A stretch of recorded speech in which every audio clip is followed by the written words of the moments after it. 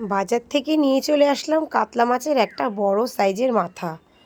তো কাতলা মাছের মাথাটা দিয়ে রান্না করব বাঁধাকপি। বাঁধাকপিটা আমি একটু ভাপা বসিয়ে দিয়েছি, নুন দিয়ে সেদ্ধ করে হালকা করে জলটা ফেলে দেব। তারপরে দেখো মাথাগুলো ভালো করে ধুয়ে নুন হলুদ মাখিয়ে নিয়েছি। তো এবারে মাথাগুলো ভেজে নেব। একটু লাল লাল করে মাথাগুলো ভাজবো, একটু কড়া করে। বাঁধাকপিতে দেবো তো, না হলে মাথাগুলো পুরো ঘেটে যাবে, এই কারণে একটু লাল লাল করে ভেজে নিলাম। সব মাথাগুলো আমি একসঙ্গে সব ভেজে নেব। তারপরে আমি কড়াইতে তেল দেব। কড়াইতে তেল দিয়ে দেব। সম্পূর্ণ মাথাগুলোকে আমি একসঙ্গে ভেজে নিলাম, দেখতেই পাচ্ছ লাল লাল করে ভালো করে ভেজে নিলাম। তারপরে কড়াইতে তেল দিলাম। সেই তেলের মধ্যেই আমি একটু আলুগুলোকে ডুমু ডুমু করে কেটে একটু নুন হলুদ দিয়ে ভেজে নেব। একটু লাল লাল করে নুন হলুদ দিয়ে ভেজে নেব, না হলে আলুগুলো পুরো ঘেটে যাবে। এই কারণে ভেজে নিলে আলুগুলো গোটা গোটাই থাকবে। এরকম একটু লাল লাল করে আমি আলুগুলো ভেজে নিয়েছি। তারপরে কড়াইতে আবার তেল দিয়ে শুকনো লঙ্কা, তেজপাতা, গোটা জিরে ফোড়ন দিয়ে দিলাম। তার মধ্যে আমি একটু বাটা মশলা দিয়েছি, বাটা মশলা অ্যাড করেছি। এর মধ্যে আছে টমেটো, লাল কাঁচা লঙ্কা আর হচ্ছে আদা, কিছুটা জিরে আমি একসঙ্গে পেস্ট করে নিয়েছি। পেস্ট করে মশলাটা ভালো করে আমি কষিয়ে নেব। কড়াইতে বেশ কিছুটা তেল দিয়ে মশলাটা ভালো করে আমি কষিয়ে নেব। এর মধ্যে জিরের গুঁড়ো, ধনের গুঁড়ো আর হচ্ছে লঙ্কার গুঁড়ো, কাশ্মীরি লঙ্কার গুঁড়ো পরিমাণ মতন দিলাম। দিয়ে মশলাটা ভালো করে কষিয়ে নিয়েছি।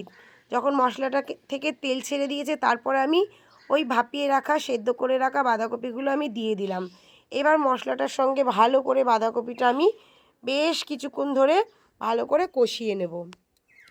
তো বাঁধাকপিটা দেখছো মশলাটার মধ্যে ভালো করে, যাতে পুরো বাঁধাকপিটা মশলাটা ভালো করে মাখানো হয়, সেইভাবে আমি ভালো করে বাঁধাকপিটা মশলাটার সঙ্গে নেড়ে চুড়ে মাখিয়ে নিচ্ছি সুন্দর করে। তার মধ্যে আমি পরিমাণ মতন আরেকটু হলুদ দিতে হবে। এবার দিয়ে দিলাম চিনি, হালকা যে মানে যতটা পরিমাণ তরকারি পরিমাণ বুঝে একটু চিনি দিলাম, নুন দিলাম। দিয়ে এবার ভালো করে এটাকে, মানে বাঁধাকপি দিয়ে জল বেরোবে যতক্ষণ, ততক্ষণ ভালো করে বাঁধাকপিটা কষে যেতে হবে।